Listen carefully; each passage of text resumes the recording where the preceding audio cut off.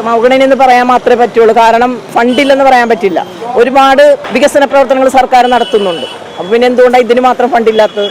ഇപ്പോൾ highway, metro എല്ലാ കാര്യങ്ങളും സർക്കാർ ചെയ്തതല്ലേ. അപ്പം എന്തുകൊണ്ട് തീരദേശത്തിനോട് മാത്രമേ ഈ അവഗണന?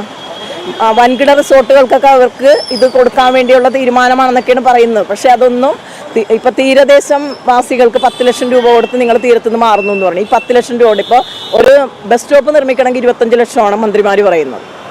MLA മാർ പറഞ്ഞാൽ 25 ലക്ഷമാണ്. പക്ഷേ ഒരു 10 ലക്ഷം രൂപ കൊടുത്തുകൊണ്ട് ഒരു തീരദേശത്തെ ഒരു കുടുംബം എങ്ങനെ 1 സെൻറ്റ് സ്ഥലം വാങ്ങാൻ പറ്റുമോ അവർക്ക്?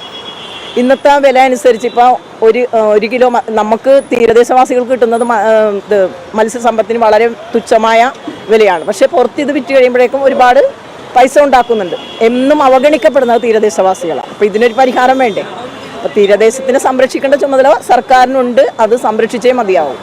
നഷ്ടപരിഹാരം എന്തെങ്കിലും ലഭിച്ചിരുന്നു? നഷ്ടപരിഹാരം കിട്ടിയതുകൊണ്ട് കാര്യമായ ഞാൻ പറഞ്ഞില്ലേ, 10 ലക്ഷം രൂപ കൊണ്ട് ഒരു കുടുംബം ഒരു പുതിയ വീട് വെക്കാൻ പറ്റുമോ? അല്ലെങ്കിൽ 1 സെൻറ്റ് സ്ഥലം വാങ്ങാൻ പറ്റുമോ? എത്ര നഷ്ടപരിഹാരം കിട്ടുന്ന ഒരു വീട് പൂർണ്ണമായിട്ട് നഷ്ടപ്പെട്ടാൽ കിട്ടുന്നത് 96,000 രൂപയാണ്. ഇതുകൊണ്ട് ഒരു മുറി കെട്ടാൻ പറ്റുമോ ഇന്നത്തെ കാലം? അത് തന്നെയല്ല, അവിടെ വന്ന് കാണേണ്ടതാണ് നിങ്ങൾ.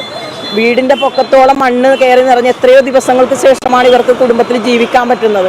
പിന്നെ അവർ ശരിക്കും പറഞ്ഞാൽ അവരുടെ ജീവിതമാർഗമായതുകൊണ്ട് വീണ്ടും അങ്ങോട്ട് തന്നെ പോകും. പക്ഷേ ഇപ്പം നഷ്ടപ്പെട്ട വീടുകൾക്ക് എന്ത് ചെയ്യും? അവർക്ക് പുനരധിവസിപ്പിക്കാൻ സർക്കാർ ശ്രമിക്കുന്നുണ്ടോ? അതുപോലും ഇല്ലാത്ത അവസ്ഥയാണ് ഇപ്പോൾ. ഇതിനൊക്കെ പരിഹാരം കാണണമെങ്കിൽ തീർച്ചയായിട്ടും ഞങ്ങൾക്ക് സമരം കൊണ്ടേ പറ്റൂ.